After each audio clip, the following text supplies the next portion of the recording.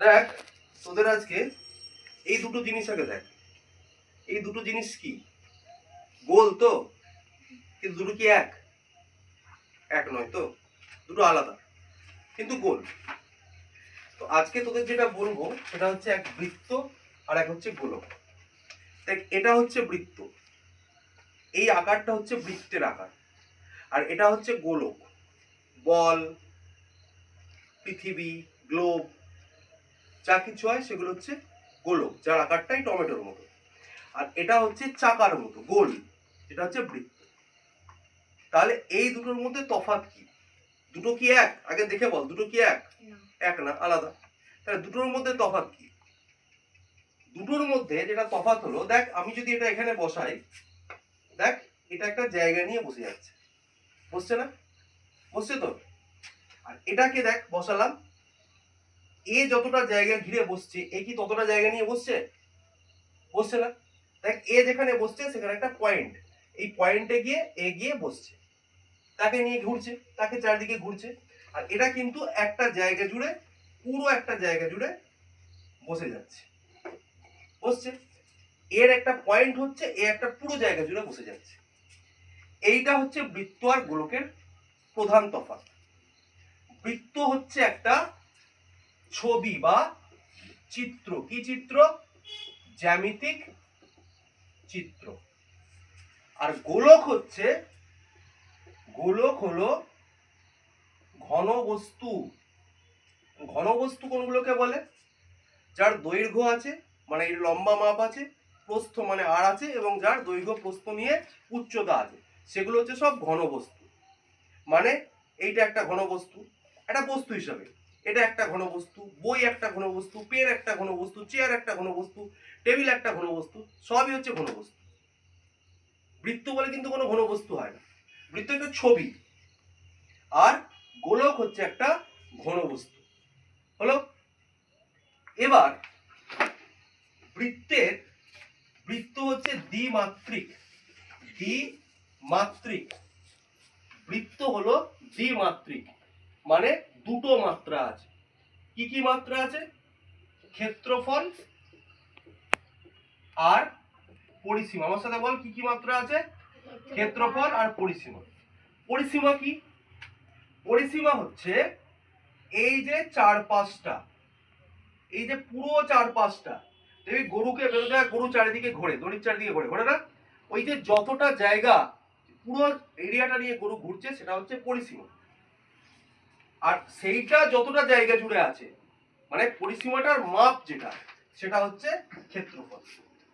বুঝতে পারলাম? তাহলে বৃত্ত একটা ছবি বা গোল চিত্র, যা ক্ষেত্রফল আছে, পরিসীমা আছে। আর গোলক কি? গোলক মানে এইটা, এইটা গোলক। গোলক কি? গোলক ত্রিমাত্রিক। কি বললাম বল? গোলক ত্রিমাত্রিক। সবাই বলো, গোলক ত্রিমাত্রিক। ত্রিমাত্রিক মানে এর আয়তন, ক্ষেত্রফল এবং পরিসীমা আছে। এবার আয়তন মানে কি? আয়তন মানে কি? কোন বস্তু, কি বললাম বলো, কোন বস্তু যতটা স্থান দখল করে থাকে, দখল করে থাকে, সেটাই হচ্ছে আয়তন। এটা তো ছবি, এটা তো কোনো বস্তু নয়, তাহলে স্থান দখল করেও থাকবে না। কিন্তু এটা তো একটা বস্তু, এটাকে রাখলে তো এটা এই জায়গাটায় থাকবে, তাহলে এটা হচ্ছে বস্তু। তাহলে গোলক সবসময় কিন্তু ঘন বস্তু হয়। এবার আয়তন মানে কি? দৈর্ঘ্য গুণ প্রস্থ গুণ উচ্চতা। অর্থাৎ কোনো একটা বস্তু বা কোনো একটা জিনিসের, তার যে লম্বায় মাপ, তার যে আড়ে মাপ, এবং তার যে উচ্চতা, তার টোটাল যে হাইটটা, এই তিনটে মিলিয়ে আসে আয়তন। বুঝতে পারলাম?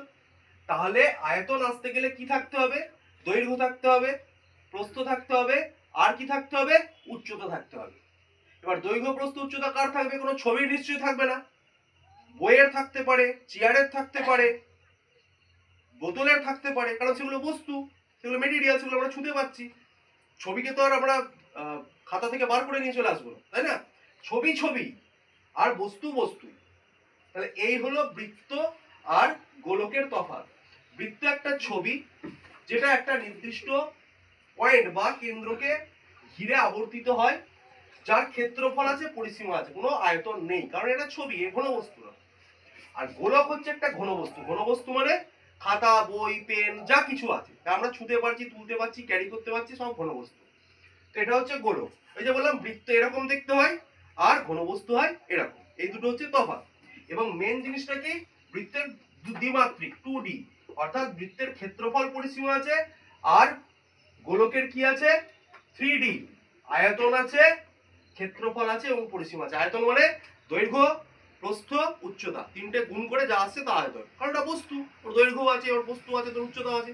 চেয়ারটা যদি দেখি, চেয়ারটার দৈর্ঘ্য আছে, চেয়ারটার প্রস্থ আছে, চেয়ারটার উচ্চতা আছে, তাই চেয়ারটা ঘনবস্তু। গোল যদিও নয় কিন্তু ঘনবস্তু তো। তাহলে গোলকটা গোল এবং সেটা বস্তু, তার দৈর্ঘ্য, প্রস্থ, উচ্চতা তিনটে আছে, সব মিলিয়ে সেটা আয়তন, এবং তার সাথে ক্ষেত্রফল আছে, পরিসীমা আছে। আর এটা বৃত্তটা যেহেতু ছবি, এর আয়তনটা নেই, এর ক্ষেত্রফল পরিসীমা আছে। তাই সবসময় মনে রাখবে বৃত্ত মানে এই জিনিসটা, এর যে সারফেসটা বৃত্ত, এই বসিয়ে দিলাম, একটা জায়গাকে ঘিরে গোল হয়ে যাচ্ছে বৃত্ত। আর গোলক মানে হচ্ছে এইটা, এই গোল বস্তুটা হচ্ছে গোলক। বুঝতে পারলাম বৃত্ত আর গোলকের তফাৎ? ওকে, ডান, চলো।